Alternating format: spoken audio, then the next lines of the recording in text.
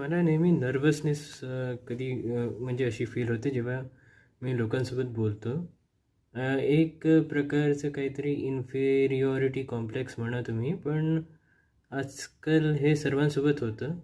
म्हणजे पुष्कळ लोकं मी असे पाहिले जे आहे ना कम्युनिकेशन म्हणजे बोलताना बोलणं टाळतात.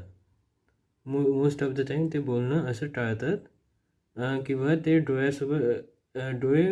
डोळे आय कॉन्टॅक्ट करायला ते टाळतात पुष्कळदा. माझ्यासोबत पण तोच प्रॉब्लेम आहे. पण मला वाटतं की हा प्रॉब्लेम इझिली टॅकल करता येतं आणि या गोष्टी आजकाल खूप इम्पॉर्टंट झालेल्या आहेत. जसं की तुम्ही कोणाला अप्रोच करता, तर पहिलं इम्प्रेशन तुमचं तेव्हाच ना कळतं जेव्हा तुम्ही लोकांसोबत आय कॉन्टॅक्ट करता आणि आपले जेस्चर आहे ना एकदम पॉझिटिव्ह दाखवता, तेव्हाच आहे ना तुमचं अर्धं काम होऊन जातं असं म्हटलं जातं.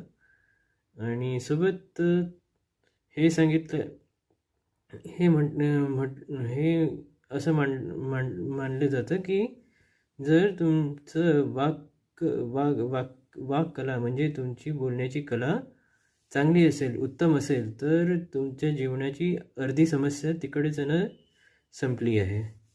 पण पण वाईट गोष्ट अशी आहे की या गोष्टी आपल्याला शाळेत कधी शिकवल्या जात नाही. मेनली म्हणजे शिकवल्या जात असतील शाळेच्या कार्यक्रमाचा भाग असेल नसेल, शाळेच्या पाठ्यक्रमाचा भाग नसेल कम्युनिकेशन, पण जगात सर्वात कामात येणारी गोष्ट हीच आहे. म्हणून तुम्ही पाहिलं असेल की ना जितके पण मोठे मोठे शाळा असतील ते नेहमी आपल्या आपल्या विद्यार्थ्यांना ग्रूम करण्याचा प्रयत्न करतात. ग्रूम कशा प्रकारे करतात ते आपल्या विद्यार्थ्यांना जास्तीत जास्त एक्सपोजर देण्याचा प्रयत्न करतात. इवन ते क्लास किंवा ट्रेनर पण ठेवतात. पण आणि मी नेहमी पाहिलं आहे की जे श्रीमंत लोकं असतात ते खरंच काटेकोरपणे या गोष्टीवर लक्ष देत राहतात. कारण की त्यांना माहीत राहतं की त्यांना माहीत राहतं की असं या गोष्टी कशा काम करतात आणि या गोष्टींचा किती इम्पॉर्टन्स आहे आपल्या या रिअल टाईमच्या जगात.